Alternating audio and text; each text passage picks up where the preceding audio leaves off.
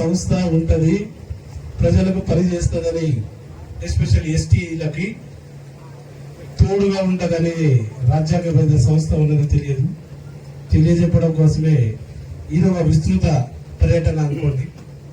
మిత్రులారా, భద్రాద్రి కొత్తగూడెం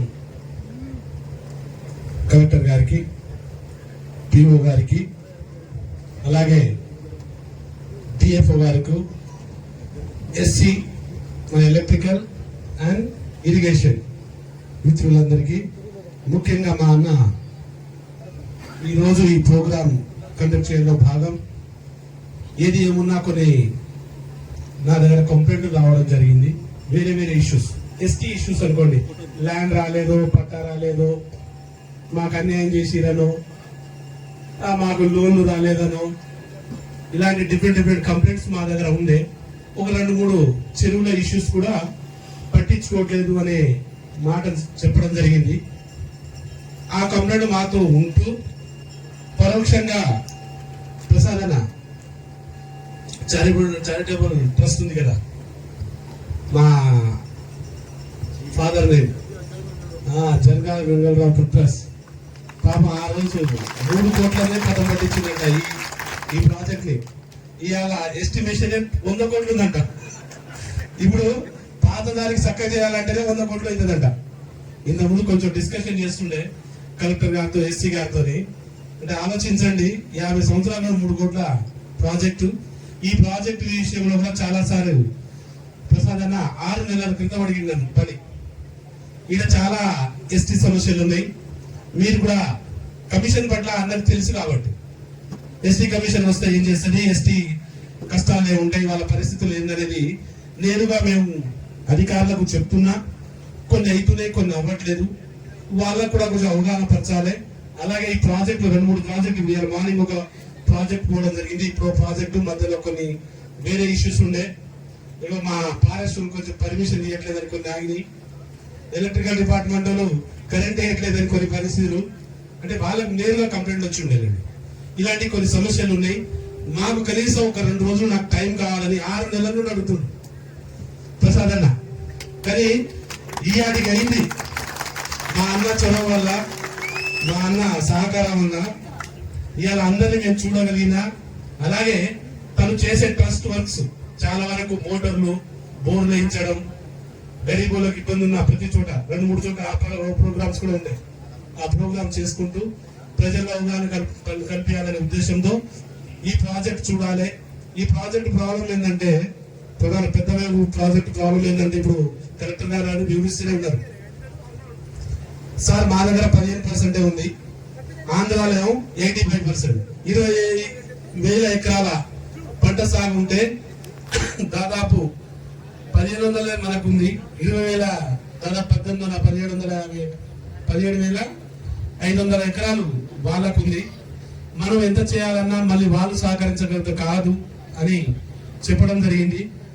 మిత్రులారా, మీ ప్రజలందరికీ నేను చెప్పదలుచుకుంది ఒకటే, ఖచ్చితంగా ఇది వితిన్ 10 to 15 days లో, 15 రోజుల్లో మన ప్రిన్సిపల్ సెక్రటరీకి, ఆ ఆంధ్ర ప్రిన్సిపల్ సెక్రటరీని ఇద్దరికి కంప్లైంట్ రూపంలో వాళ్ళకి నోటీసులు జారీ చేసి వాళ్ళను నేను ఢిల్లీ పిలిపించుకుంటా.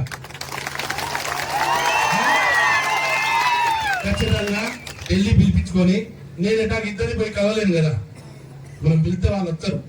ఎందుకంటే నేను న్యాయం కోసం కాదు కదా, నేను ప్రజల కోసం చేసేది. దీంట్లో ఎస్టీ ఎస్సీలు ఉన్నారు, బీసీ ఓసీలు కూడా ఉన్నారు. కానీ నా ఇంట్రెస్ట్ ఏంది, ప్రధాన ఇంట్రెస్ట్ ఎస్టీ, వెనుకబడిన జాబులు బిడ్డలు. కాబట్టి ఖచ్చితంగా నేను వాళ్ళని పిలుచుకుంటా. ఆ రోజు ఇక్కడ ఉన్న కలెక్టర్లు, ఎస్సీలను, ఆ ఎస్సీ ఇక్కడున్న తెలంగాణ ఎస్సీ, ఇద్దరు జిల్లా కలెక్టర్లను పిలుచుకొని దీని గురించి మాట్లాడి, వీలైతే 2 ముఖ్యమంత్రులతో కూడా డిస్కషన్ చేస్తాం. ఎందుకంటే ఈ ప్రాజెక్ట్ ఇంట్రెస్ట్ పబ్లిక్ దాదాపు ఈ సంవత్సరం ఆల్రెడీ అవుట్ అయిపోయినట్టే. ఈసారి అవుతుందని నేనైతే అనుకోవట్లేదు. ఇది చేయాలంటే కనీసం 2 సంవత్సరాల కాల వ్యవధి అవుతుందని వాళ్ళు మాట్లాడుతూనే ఉన్నారు. కానీ ఇప్పటి నుండైనా స్టార్ట్ చేస్తే బెటర్ ఉంటుంది. కాబట్టి దీని మీద నేను ఖచ్చితంగా వితిన్ 15 రోజుల్లో దీనికి ఒక కొలిక్కి చేస్తా. చేసినప్పుడల్లా మీకు వస్తుంది. అలాగే సెంట్రల్ గవర్నమెంట్ ప్రాజెక్ట్ అనే ఒక వాదన మనోడు చెప్పారు. ఇక అదైతే నాకు ఇంకా బిజీ. సెంట్రల్ గవర్నమెంట్ అంటే నాకు కొంచెం ఇంకా సంతోషం. నేను సెంట్రల్ గవర్నమెంట్నే కదా, నేను సెంట్రల్ గవర్నమెంట్నే కాబట్టి నేను ప్రత్యేకంగా అక్కడ ఉన్న ఇరిగేషన్ వాళ్ళు ఉంటారు, దానికి సంబంధించిన సెంట్రల్ లో ఉన్న చీఫ్ సెక్రటరీ, అక్కడ ఉన్న చీఫ్ సెక్రటరీని కూడా తీసుకొస్తాం. ఆ రోజు సెంట్రల్ చీఫ్ సెక్రటరీని కూర్చోబెట్టి అవసరమైతే మోటా త్రూ ఏదైతే ట్రైబల్ వెల్ఫేర్ మోటా ఉంటది దాంతో కూడా కొంత బడ్జెట్ ని రిలీజ్ చేయించి ఈ ప్రోగ్రామ్ ని జల్దీ సెంట్రల్ చొరవతోనే చేయడానికి ట్రై చేద్దాం. స్టేట్ చొరవతోనే ఎట్లాగూ స్టేట్ వాళ్ళు ఎక్కడ అప్పుల పాడుతూనే ఉన్నారు. ఇక జీతం ఇవ్వలేని ఇతను, ఏమీ లేదని అతను కొట్టుకుంటూనే ఉన్నారు. ఏమీ లేదని కొట్టుకుంటూనే ఉన్నారు. లొల్లి చేసుకోవడానికి మాత్రం రెడీ ఉన్నారు. పైన మాత్రం చేయట్లేదు. ఏమైనా ఉంటే నేను 6 పథకాలు 9 పథకాలు ఇస్తా అని చెప్పిండు. ఆయన ముందు తెలియదా? అప్పుల పాలులో 7 లక్షల కోట్ల అప్పుల్లో 7 లక్షల కోట్ల అప్పుల్లో మన వల్ల ఏ పథకాలు కావాలని తెలియదా? మరి ఎందుకు ఒప్పుకున్నాడు? ఉత్త గెలవడానికి దొంగ మాటలు లంగ మాటలు మాట్లాడతారు. ఇంకా వాట్సాప్ లో మాకు తిడతారు, కొడతారు. నేను తిడుతున్నా చూడు, నేను చెప్తాను కదా, నీకు పేరు చెప్పనక్కర్లే. ఇంకా అప్పు తెచ్చుకుంటున్నా అంట. సంతోషం. పాతోడు అప్పు చేసి బాధపడతా అంటే కొత్తోడు అప్పు చేస్తాడంట. పాతోడు అప్పు చేసి ఆ కరెంట్ బిల్లులు పెట్టిండు, ఇప్పుడు కొత్తగా మరోడు బిల్లులు పెడతాడు. ఇక ఏదైనా ఉంటే తిట్టుకుంటా అంటారు. ఎట్లా తిట్టుకోరు బాస్? నువ్వు చేసే పనులు ఏమైనా బాగున్నాయా? ఉచిత పథకాలు పెట్టేసి రోడ్డు మీద పెట్టేసి అసలు పని కాకుండా చెప్తుంది. ఇట్లాంటి లంగ మాటలు దొంగ మాటలు మాట్లాడతారు. ఇలాంటి వాళ్ళకు మేము చూసి గాలిని గోవిందంలాగా ఓట్లేసుకుంటా పోతాను. కొంచెం చూసి మూసి మాట్లాడితే ఇంకా పథకాలు ఏమి ఇయ్యారు. అప్పుడు ఇక ఇంట్లో కూర్చోనేది, ఇంకా ఇంట్లో కూర్చొని ఇస్తే పని ఆడైతేనే ఇంట్లో కూర్చొని పని చేయాలా? ఇగో ఇలాంటి పద్ధతులు బాగాలేవు. ఇంకా నేను బదులు తీసుకొచ్చిన అంటారు. మా ఇంటి చుట్టాలు ఉన్నట్టు రిజర్వ్ బ్యాంక్ మా ముఖ్యమంత్రి చుట్టాలంట. ఇక బదులు అనగానే ఇచ్చేసిండట. అది ఇస్తారా? ఎవరైనా మిమ్మల్ని కుదువ పెడితే ఇస్తారు, మిమ్మల్ని అప్పులో పెడితే ఇస్తారు. మీ మీద ఒక్కొక్కరి పేరు మీద అప్పు తెచ్చుకుంటే ఇస్తారు. ఎవరైనా అప్పు ఇస్తారు? ఎవరు గుర్తారు ఇస్తారు? ఇగో ఇట్లాంటి లక్కోని మాటలు మాట్లాడతారు.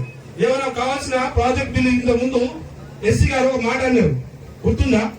పాపం 1,50,00,000 రూపాయలు పని చేస్తే పాపం కాంట్రాక్టర్ డబ్బులు ఇవ్వలేదట. డబ్బులు ఇవ్వకపోతే పాపం అతను ఎక్కడి నుంచి వస్తాడు? ఇలాంటి కాంట్రాక్టర్ బోర్డు మంది ఎవరు రోడ్డు మీద పడి ఉన్నారు. వీళ్ళు మాత్రం 30,000 కోట్లు 5,000 కోట్లు కొట్టుకుంటారు. కాంట్రాక్టర్ పెద్ద కాంట్రాక్టర్ కదా, మీ ధర ఇక్కడ ఉన్నాడు కదా, ఖమ్మం ధర ఏది ఎలక్షన్ కాకుండా ఎత్తుకోపోయాడు. ఉన్నారు. మీరు ఆలోచించాలి మిత్రమా. మీ రాష్ట్రంలో ఉన్న ఇంత సంపన్నులు దోసుకోపోతారు, ప్రజలకు పని చేసుడు మానేస్తారు, ఎస్పెషల్లీ ఎస్టీ ఎస్సీలను అన్యాయం చేస్తారు. 17,000 కోట్లు ఏంటంటే 17,000 బడ్జెట్ పెట్టినప్పటి ఏంటా బడ్జెట్ పెట్టింది? నువ్వు ఇవాళ ఒక ఆడబిడ్డ నేను కుట్టు మిషన్ కొనుక్కుంటా అంటే నేను నాకు ఇది ఇవ్వలేదు అన్నారు. ఏం సార్ అది? కార్పొరేట్ ఏది? ట్రైకార్ లోన్. ట్రైకార్ లోన్ ఇవ్వలేదు సార్. 17,000 కోట్లు ఇచ్చిన కథ చెప్తాడు. ట్రైకార్ ని ఒక చైర్మన్ ని పెడతాడు, చైర్మన్ కి ఒక డ్రైవర్ కార్ ఇస్తాడు. పైసలు మాత్రం ఇవ్వడు. పైసలు ఇవ్వకుండా లోన్లు కావాలంటాడు. ఎక్కడ ఇస్తారమ్మా? ఉత్త దొంగ మాటలు మాట్లాడతారు. నేను 2 లక్షల కోట్లు ఇస్తాడు, 3 లక్షల కోట్లు బడ్జెట్ పెట్టినా అంటాడు. ఇది పైసలు లేవు బడ్జెట్ పెడతా అంటాడు. పైసలు లేవంటాడు, బడ్జెట్ పెట్టినా అంటాడు. ఏది నిజం? నువ్వు ఏది కరెక్ట్ మాట్లాడుతున్నావు కరెక్ట్ మాట్లాడు. బడ్జెట్ లో పెట్టాలంటే పని చేయి. ప్రజలు పని చేసినప్పుడు పనులు ఆటోమేటిక్ పనులు అవుతాయి. పనులు కావాలి. పనులు కావాలంటే నేరుగా ప్రజల్లో వెళ్ళి పని చేయాలా? ఎక్కడ ల్యాండ్ ఉన్నాయి, రేట్లు ఎలా పెరుగుతాయి? ఒక ఉదాహరణ చెప్తా. లగజర్లలో ఒక ఇష్యూ, నేను మొన్న ఒక ఇష్యూ అయింది, పెద్ద ఇష్యూ. అక్కడ లంబోల భూములు పుంజుకోబోతాడు. అక్కడ లంబోల భూములు అంట 5 లక్షలకు ఎకరం కావాలంట. ఆడ 50 లక్షలు ఎకరం నడుస్తుంది. ఇది ముఖ్యమంత్రి ఏరియా అని పాత ప్రాజెక్టులకి ఎవరికి 3-4-5 సంవత్సరాలు అయింది. వాళ్ళకి మాత్రం డబ్బులు ఇవ్వలేదు. ముఖ్యమంత్రి సార్ ఉన్న ఏరియాలో అంటే ఫటాగా 45 రోజుల్లో డబ్బులు ఇస్తారట. ఎక్కడ పాతలకు కట్టిన కదా కొత్తలకు ఇవ్వాలి అంటే నీకో విధానం, పక్కనికో విధానమా? గిట్టాడి దొంగ మాటలు పెడితే ఆ ప్రాజెక్ట్ ఆపించిన మొన్న. ఆ ప్రాజెక్ట్ అంతా ఇప్పుడు అన్నాడు 40 లక్షలు ఇస్తా. మొన్న 5 లక్షలు దాటినోడు ఇప్పుడు 40 లక్షలు ఇస్తా, నాకు మళ్ళీ భూమి కావాలని కొత్త వాళ్ళని చెప్తారు. ఇప్పుడు ఇట్లాంటి వ్యవస్థలో ఇట్లాంటి లంగం దొంగలు తయారయ్యారు. ఇట్లాంటి దొంగలు చెప్పడం వల్ల సిక్కు చెడు మాట అవుతుంది. మన తెలంగాణ భవిష్యత్తు అయితే మరీ అంధకారంలో ఉంది. అతను 7 లక్షల కోట్లు అంటాడు, 2 లక్షల కోట్లు తెచ్చుకున్నాడు, 9 లక్షల కోట్లు అయింది. ఇతను దిగేసరికి ఇంకో 5 లక్షల కోట్లు అప్పు చెప్తాడు, చేసి ఇంటికి పోతాడు. ఇది పోయినట్టు మళ్ళీ సెంట్రల్ ఏమి ఇస్తారు? అరే ఇచ్చిన సెంట్రల్ లో వాడుకోవాలి, గట్టిగా వాడుకోవాలి. పక్కన వచ్చి వాడుకుంటాడే, పక్కన వచ్చి వాడుకుంటాడుగా. పాత ఖరాబ్ చేస్తే కొత్త సర్దుకుంటే ఇతను సర్దుకోవాలి, అప్పు చెప్తాడు. ఇట్లాంటి దౌర్భాగ్యం ఇది బాధాకరం. కాబట్టి మిత్రమా, ఖచ్చితంగా నేను వీటి మీద మాట్లాడతా. ఇక నేను నా గురించి చెప్పాలి. నేను ఎక్కడో కాదు, నేను ఢిల్లీ, కానీ నేను గల్లీ వాళ్ళే, ఇక్కడోనే మైబాద్ గూడు మచ్చల గాలి దారే తండ. నేను తండ మారుమూల ఏజెన్సీ ప్రాంతం నుండి వచ్చినోనే. నేను 1200 రూపాయలు ఉద్యోగం చేసి మేకలు పెట్టినోనే. నేను ఆ స్టేజ్ నుండి ఈ స్టేజ్కి వచ్చినోనే. ఇక్కడ బతికి నేను 1200 రూపాయలు ఉద్యోగం చేస్తూ నలుగురికి ఆ రోజు నేను చేసిన 100 మందికి ఉద్యోగాలు ఇస్తున్నా, ఏదో బిజినెస్ చేసి. ఆ తర్వాత రాజకీయాలు చేస్తే ఎస్టీ ఎస్సీ బతుకులు ఏం తెలిసినా మీకు, ఎక్కడున్నా ఒక దొర సంపన్నుడు మనల్ని పాలిస్తాడు, ఎస్టీ ఎస్సీలని. ఉందే కదా అంటారు కదా, ఏ ఎమ్మెల్యే కావాలన్నా అసెంబ్లీ, ఎస్టీలో అసెంబ్లీ కావాలంటే అక్కడ ఉంటాడు, పైసలు ఉన్నాడు. దొర అంటే ఎవరు? డబ్బునుడు. అసలు ఒక ఎస్సీ తోడు నిలబడాలన్నా ఆడేంటాడు, అతను చెప్పినోడికి వేయాలి, అతను చెప్పినోడు నిలబెడతాడు, అతను కావాలంటే ఓడిస్తాడు. ఇటువంటి ఇట్లాంటి దౌర్భాగ్యం మనం నెలకొన్నది. అలాంటి వాళ్ళకు మనం సపోర్ట్ చేస్తున్నాం. లాస్ట్ కు మనోడు ఎంతో మంచోడు ఉన్నాడు. మీ ఊరిలో పెద్ద మనిషి చెప్తే ఓటేస్తారు. మీకు మీరు నేరుగా ఒక మనిషిని ఎంచుకొని ఓటేసే తత్వం మీద లేదు. ఒక నేరుగా మీకు ఇగో ఈ పార్టీ ఆ పార్టీ కాదు, మంచోడు ఎవరో మంచి మనిషి ఎవరో చూసి వేసుకోవాలా. ఒకసారి అవకాశం ఇస్తే ఇంకొకరికి అవకాశం ఇవ్వాలా. ఆ తత్వాన్ని కూడా మీరు కూడా అవలంబించాలి. నేను పార్టీల గురించి చెప్పట్లేదమ్మా, నేను మనిషి గురించి మాట్లాడుతున్నా. ఒక మనిషిని చూసి, మార్పు చూసి సర్పంచ్ ఓట్లేసిన మనిషిని చూస్తారు. వాస్తవా? అరే పాపం అమాయకుడు మంచోడు అని చూస్తారు, పార్టీని చూడరు. కానీ అదే ఎమ్మెల్యేనో ఎంపీ చూస్తే ఏం వేస్తారు? పార్టీని చూసేస్తారు. ఈ విధానాన్ని మీరు మార్చాలి, మార్చి ఒక మంచి అవకాశం కల్పించాలి. కాబట్టి మిత్రమా, ఇదొకటి కూడా మీకు చెప్పదలుచుకున్నా. ఇంత దూరం వచ్చినోని నేను ఈ కూడా అవగాహన పరిచయకపోతే నాకు దాని బాధలేదు. నేనేమో పార్టీ నాయకుని కాదు. ఇప్పుడు నాకు మోడీ గారు ఓటేసిరమ్మా. నాకు మా ఊళ్ళో ఓటేయలేదు, నాకు మైబాద్లో ఓటేసి గెలిపేలే. మా ఊళ్ళు 3 సార్లు నిలబడ 3 సార్లు ఓడించిరు. 3 సార్లు నిలబడితే 3 సార్లు ఓడించిరు. మనిషిని చూసి ఓటేయరు కదా వాళ్ళు. 3 సార్లు ఓడించిన మోడీ గారు నాకు ఒక ఓటేసిరు. మీ గిరిజన బిడ్డలు అక్కడ ఉన్న వాళ్ళు నాకు ఓటేయలేదని నేను ఒక ఓటేస్తున్నా బిడ్డ. దేశం మొత్తం తిరిగి మీ ప్రజలు, గరీబోలు, గిరిజన బిడ్డల సమస్యలు చూసుకోవాలి. గిరిజన బిడ్డల సమస్యలు చూడాలని నాకు ఒక్క ఓటేసిండు. అతను సెలక్షన్ చేస్తే ఎలక్ట్ చేసింది మాత్రం మా ముర్ము గారు, మన రాష్ట్రపతి గారు ఉన్నారుగా. ఒక ఆదివాసీ బిడ్డ ఎప్పుడైనా చూసిరామా? ఒక ఆదివాసీ బిడ్డ, ఒక ఎస్టీ బిడ్డ ఎప్పుడైనా రాష్ట్రపతి అయినా చూసిరా? ఈ 75 సంవత్సరాల చరిత్రలో అది మోడీ ప్రభుత్వం వచ్చినాక అయింది. మోడీ గారు వచ్చినాక ఒక దళిత బిడ్డ రాష్ట్రపతి అయిండు, ఒక గిరిజన బిడ్డ రాష్ట్రపతి అన్న ఘనత మోడీ గారిది. 33 సంవత్సరాలు అయింది. ఒక ఎస్టీ కమిషన్ ఉంటుందని కూడా మన వాళ్ళకి తెలియదు. 33 నాడు రవీంద్రనాథ్ 89లో వేసిండు మన తెలంగాణకి. ఆ తర్వాత ఫస్ట్ టైం తెలుగు వాళ్ళకి నాకు వచ్చింది ఈ కమిషన్ గా. కాబట్టి అందుకే దీని మీద పట్ల ప్రజలకు అవగాహన లేదు అంటలేదు. దీని గురించి దీని చట్టబద్ధత ఒక మాట చెప్తామా, నాకు ఎవరు ఏమన్నారు, నేనే ఎవరైనా అరెస్ట్ చేయాలి, నాకెవరు అరెస్ట్ చేయాలి. వీళ్ళు పని చేయకుండా నేను అరెస్ట్ చేస్తాను. కలెక్టర్ గారికి, పిఓ గారి గురించి ఇస్తాను. ఇది నాకున్న హక్కు, పవర్. నేను ఒక కోర్టు జడ్జి లాంటి నాకు ఇచ్చిన పవర్, జడ్జి పవర్ ఇచ్చిండు. మా ఎస్టీ బిడ్డలకు లోన్ ఇవ్వకుండా, ఇల్లు ఇవ్వకుండా, రోడ్ ఇవ్వకుండా, గల్లీలో ఏది నీళ్లు ఇవ్వకుండా, ఇల్లు ఇవ్వకుండా, ఆఖరి పెన్షన్ ఇవ్వకుండా, మీకు ఆఖరికి ఆధార్ కార్డు కూడా పెండింగ్ ఉంటే అది కూడా ఇవ్వకుండా మీరు కనుక నాకు కంప్లైంట్ పెడితే నేరుగా వీళ్ళని ఎత్తుకోపోతాను నేను ఏడికి, ఢిల్లీకి. అదే నాది మిత్రులారా, ఇట్లాంటి అంటే ఇది నేను కాదమ్మా, కానీ ఇది ఉన్నది మనకు తెలియదు అంట. పాపం వాళ్ళ తప్పు కాదది. అధికారులు నిర్లక్ష్యం, ఎక్కడో ఒక దగ్గర తప్పు జరుగుతుంది.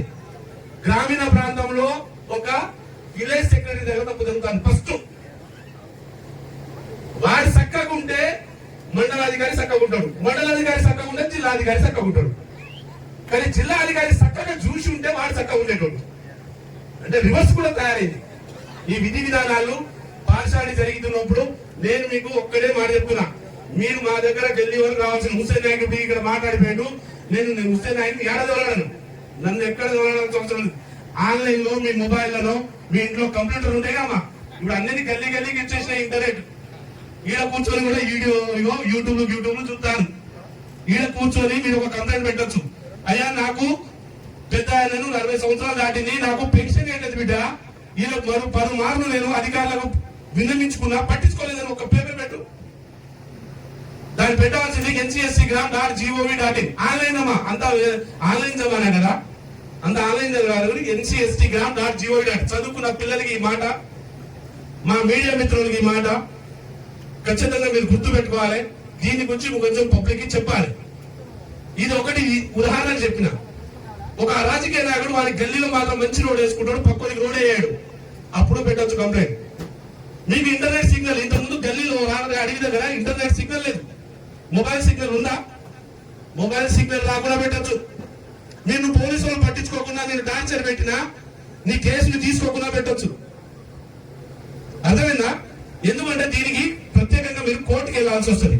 ఒక ల్యాండ్ ఇష్యూ ఉంది, ల్యాండ్ పట్టించుకోలేదు, పట్టా రాలేదు, పట్టా రాకపోతే పెట్టచ్చు. కానీ పట్టా రాలేదు ఏడి పెట్టారు? జనరల్ గా మీకు తెలిసిన విధానం ఏంది, జిల్లా కోర్టుకో హైకోర్టుకి వెళ్తారు. ఆడికి పోతే మనం పెట్టుకోలేము కాబట్టి ఊరు నుండి మండలం వరకు పోలేను, హైకోర్టు వరకు పోతాం. మనం ఆడికి పోతే మనం ఫీజులు కట్టుకోగలుగుతామా లాయర్కి? ఆ ₹1 కట్టకుండా పని చేసుకునే అర్హత ఎక్కడుంది? కమిషన్ లో ఉంది. ఎలా? మా దగ్గర ఉంది. మా దగ్గరకు వస్తే నేరుగా కూర్చొని మాట్లాడుకోవచ్చు. వీలైతే మీరు రావచ్చు, లేదంటే మీకు ఒక సదుపాయం కల్పిస్తాం. మీరు ఇంటికాడే కూర్చొని వాట్సాప్ ఉంది కదా, వాట్సాప్ ద్వారా మీరు మాట్లాడవచ్చు. అధికారులు మాత్రం మా దగ్గర ఉంటారు. ఏడా ఏదో అన్నావు, ఏదో కంప్లైంట్ వచ్చిందంటే వీళ్ళు ఒక నోటీస్ ఇస్తే ఆ నోటీస్ దర్యాప్తు చేసి ఆ దర్యాప్తు సాల్వ్ అయితే ఈయనే సాల్వ్ చేస్తారు. సాల్వ్ కాకపోతే ఒకవేళ కాదు కుదరదు అనుకో, లేట్ అవుతుంది అనుకో, వాళ్ళు వచ్చి ఆడికి వచ్చి చెప్పాల్సి వస్తుంది. ఆడికి ఢిల్లీకి వచ్చి చెప్పాల్సి వస్తుంది. కాబట్టి మిత్రమా, నేను మన అధికారుల గురించి చెప్పట్లేదు, హక్కుల గురించి చెప్తున్నాను. పాపం వాళ్ళు ఏం చేయరు. ఒక ఐఏఎస్ ఐపీఎస్ పాపం అతను నమ్ముకొని పక్క రాష్ట్రం నుండి వీడికి వచ్చి జాబ్ చేస్తాడు. తను తప్పే ఉండదు. జనరల్ గా తన ద్వారా అన్ని పోవాలని రూల్ ఏం లేదు కదా. కాబట్టి మీరు కూడా ప్రశ్నించే హక్కు, ప్రశ్నించే తత్వాన్ని నేర్చుకొని గ్రామాల్లో కాకపోతే మండలం కాకపోతే జిల్లాకు పోయేది నేర్చుకోండి. మీరు ఒక దగ్గర పోయి పని కాలేదని ఆగిపోకుని, మీరు ఒకటికి ఇద్దరి నుండి ముగ్గురికి అడుగురి. ఇక్కడ కాకపోతే హైదరాబాద్ వరకు ఎదురు. ఈ 4 చోట్ల ఎవడో ఒక ఆఫీసర్ మంచోడు ఉంటారుగా, ఎవడో ఒకడు ఉంటారుగా, పట్టించుకునేటోడు ఉంటారుగా, అక్కడ మీకు పని అవుతుంది. అప్పటికి కాకపోతే మా దగ్గర రాలి. లేదు నేను వెళ్ళలేను, నాకు తెలవదు తిరగదు అంటే నా దగ్గర రాలి. డైరెక్ట్ నా దగ్గర పేపర్ పంపించి ఆ తర్వాత మీ దగ్గరికి వాళ్ళు వచ్చేస్తారు. ఎవరు? మీరు ఇంటికాడి నుండి పెట్టుకు బాసు, వాళ్ళే వస్తారు మీ దగ్గరికి. మీరు ఎందుకు బాధపడతారు? కాబట్టి ఈ పనులు చేయండి. అలాంటి పనులు చేయించాలి. మా మీడియా మిత్రులకు మరి చదువుకున్న యువతకి నేను చెప్పే సంకేతం ఒకటే, జాబ్ రాలేదని బాధపడదు. చదువుకోని జ్ఞానం కోసం మాత్రమే. జాబ్ వస్తే మంచిది, రాకపోతే మరీ మంచిది అనుకో. జాబ్ వస్తే నీ సొసైటీగా యూజ్ చేస్తావు, నీకోసమే. కానీ నువ్వు కనుక చిన్నపాటి బిజినెస్ చేసినావు అనుకో, 10 ఎకరాల తోట పెడితే 10 మందికి జీతగానికి ఇచ్చి ఉంటాం. ఇంకేమైనా బిజినెస్ పెడితే ఇంకేమైనా చేయగలుగుతాం. అంతకన్నా కావాలంటే ఇప్పుడున్న ఎస్టీ బిడ్డలకు మరి 2 కోట్ల వరకు రాయితీ ఉంది. 2 కోట్లు కనుక లోన్ తీసుకుంటే 50% లోన్ ఉంది, మీకు మాఫీ ఉంది. అలాంటి బ్యాంకర్ కి అప్లై చేయండి. బ్యాంకర్ డబ్బులు ఇవ్వకపోతే నాకు లోన్ పెట్టండి, నాకు పెట్టండి కంప్లైంట్. వాళ్ళని తీసుకొచ్చి అక్కడ కూర్చోబెడతా. ఎందుకు వాళ్ళ లోన్ అడిగితే నువ్వు ఎందుకు ఇవ్వలేదని. మీకు మరీ ఎస్టీలకైతే 10 లక్షల రూపాయలు ఫ్రీగా లోన్ ఇవ్వాలి. నువ్వు అప్లై చేస్తే ఇచ్చేయాలి, అలానే మీరు కట్టేయాలి. మీరు కట్టకపోతే నెక్స్ట్ లోన్ రాదు. ఒకనాడు గుర్తు పెట్టుకొని, ఒకనాడు ఏం చేసేటోళ్ళు సార్, మీరు లోన్లు కనుక తీసుకోతే మీరు కట్టకపోతే మీ మలుపులు తీసుకొని పోయేటోళ్ళు గుర్తుందా? కానీ ఇప్పుడు ఎవరైనా వస్తురా? ఇప్పుడు మోడీ గారు వచ్చినాక అది మొత్తాన్ని బంద్ చేసిండు. మీరు వాళ్ళు లోన్ కట్టకపోతే వదిలేండి వాసు, నెక్స్ట్ లోన్ ఇవ్వకండి, కానీ వాళ్ళని మాత్రం ముట్టుకోకండి అంటుండ్రు. అర్థమైందా? మనం లోన్లు పెంచుకొని లోన్లు కట్టుకోవడం చాలా మంచి పద్ధతి. మీరు బ్యాంకర్కి కన్సల్ట్ అవ్వండి, లోన్లు తీసుకోండి, లోన్ త్రూ ఏదైనా బిజినెస్ పెట్టుకోండి, బిజినెస్ పెట్టి ఎదగండి బిడ్డ. ఈ ఇక్కడ 1 కోటి మంది కనుక చదువుకుంటే 1 కోటి మందికి ఉద్యోగం దొరికే సాధ్యపడదు. దాని కాంపిటీషన్ ఎదగాలంటే చాలా కష్టమైంది. ఎదిగినా పర్లేదు, రాకున్నా బాధ లేదు, రాలేదని బాధపడద్దు అంటారా. మీరు బాధపడడం మానేసి బిజినెస్ తరగా బిజినెస్ చేసుకొని ఉన్న ఊర్లో కూడా బతకొచ్చు. గొర్రెల పెంపకం పెట్టచ్చు, గొర్రెల పెంపకం, కోళ్ళ పెంపకం పెట్టచ్చు, బర్రెల సెట్లు పెట్టచ్చు. ఈ ఏరియా ఎంత బాగుంది, నేను చూసిన ఇయ్యాలా చాలా గ్రీనరీ, చాలా బాగుంది. అలాంటి వాటిని మీకు ఎప్పుడు ఎవరెవరైనా సపోర్ట్ చేస్తారు, మీరు చేస్తారు.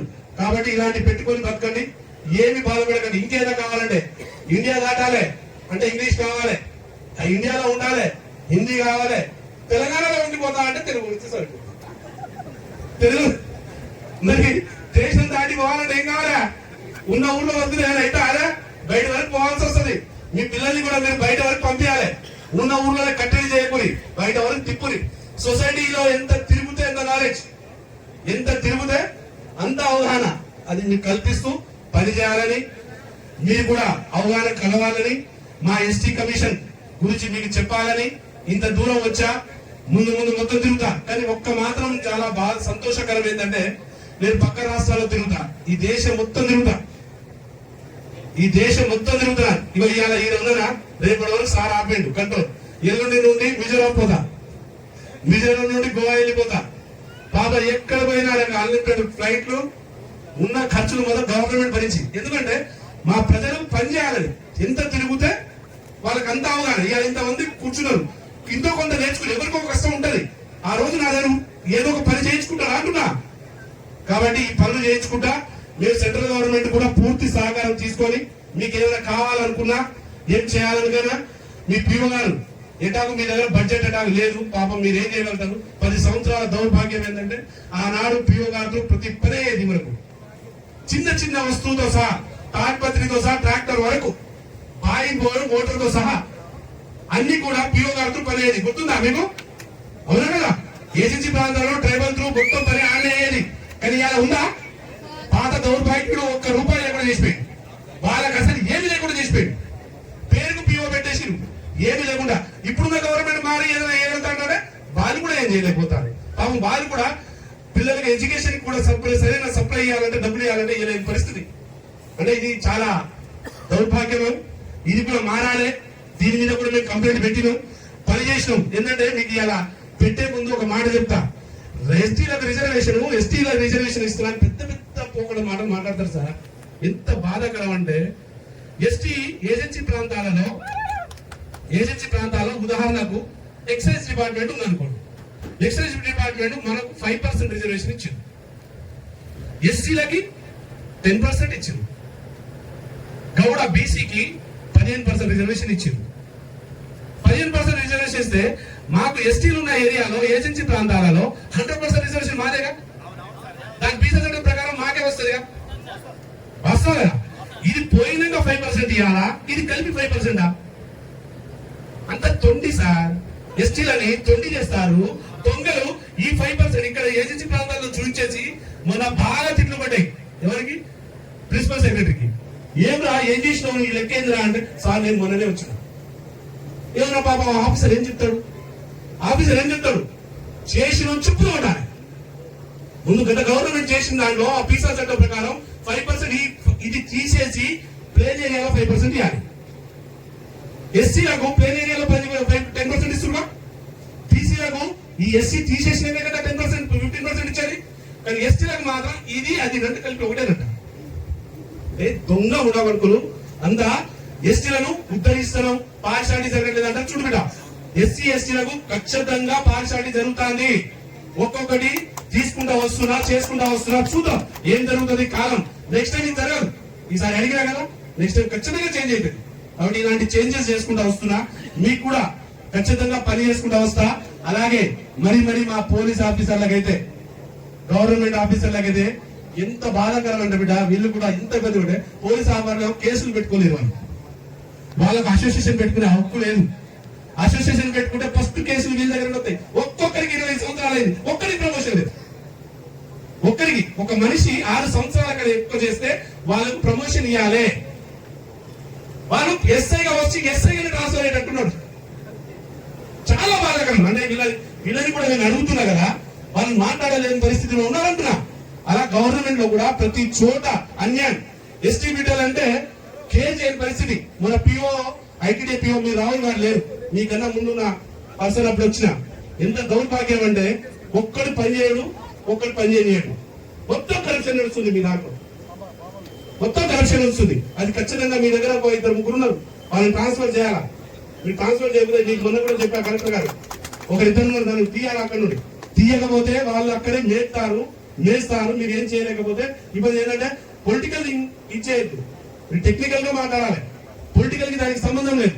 అలాంటి వల్ల మీలాంటి మంచి ఆఫీసర్లకు కూడా బ్యాడ్ వస్తుంది, మీలాంటి మంచి ఆఫీసర్లకు బ్యాడ్ వస్తుంది. అలాంటి వాళ్ళని తీసేయండి. కాబట్టి మిత్రులారా, ఇలా గవర్నమెంట్, సెంట్రల్ గవర్నమెంట్ డిపార్ట్మెంట్ అందరికీ తెలుసు కదా, ST commission, state government department లో ఎవరికి తెలియదు. ఒక ఐఏఎస్ ఐపీఎస్ ఒక గ్రూప్ ఆఫీసర్ చదువుకునేది మాత్రమే దీని పవర్ ఏంది, దాని పని ఏం చేస్తాడు, ఏం పని చేస్తాడో తెలుసు.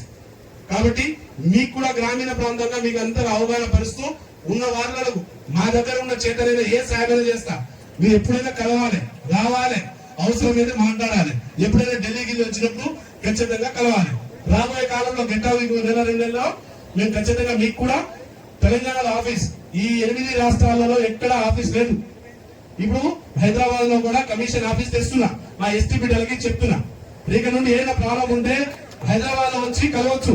పోలీస్ ఆఫీసర్లు ఎట్లా బహిరంగ కలవలేదు కాబట్టి ఎన్నికలు రాసుకొని వచ్చి కలుస్తారు. ఎందుకు సార్ నాకేం అంటే చాలా బాధ పెడతారు సార్, ఇబ్బంది పెడతారు. ఆఫీసర్ పై ఆఫీసర్ ఎందుకు నాకు తెలియకుండా పైకి పోతావు అనేటోళ్ళు ఉంటారు. మిగతా ఆఫీసర్లకు ఇబ్బంది పెడతారు. కాబట్టి ఇలాంటి దిగవడ తల్లిదండ్రులు భయపడవి, ఆ పైవాడి భయపడవి. మిగతా మధ్యలో ఎవరికి భయపడద్దు. వీళ్ళందరూ మన సర్వీస్ చేయడానికి నేనుతో నాకు 3 సంవత్సరాలు మాత్రమే సర్వీస్ ఇవ్వని ఇచ్చారు భగవంతుడు. నాకు మోడీ గారు 3 సంవత్సరాలు పనిచేయరా బాబు, పబ్లిక్ కి సర్వీస్ చేయి అంటే సేవ చేయాలి. వీళ్ళకు మాత్రం రిటైర్మెంట్ అయ్యే వరకు ఇచ్చారు. కలెక్టర్ గారికి అయినా పిఓ గారికి. పాపం వాళ్ళు ఎంప్లాయీ జాబ్ చేసేటప్పుడే సంతకం చేసేటప్పుడే చెప్తారు, నేను సర్వీస్ చేసుకుంటా, సేవ చేస్తా. వాళ్ళ దాంట్లో రాసింది సర్వీస్ అనే మాట. మీకోసం పని చేయడానికే వాళ్ళు. మీరు ఇది మాత్రం గుర్తు పెట్టుకొని మీరు పని చేయించుకోండి, ఆఫీసర్కి సపోర్ట్ చేయండి. ఆఫీసర్కి కావాల్సింది కూర్చోబెట్టి 5 నిమిషాలు మీరు మాట్లాడి పని చేయించుకొని మంచిగా ఎదగాలని కోరుకుంటున్నా. అలాగే పక్క రాష్ట్రాల నుండి చాలా బెటర్ ఉన్నాం. జార్ఖండ్ పోతే ఎంత బాధలు ఉన్నారు బిడ్డ, మనకన్నా 60 సంవత్సరాలు ఎన్నుకున్నారు వాళ్ళు, మనకన్నా 60 సంవత్సరాలు వెనకాల ఉన్నారు.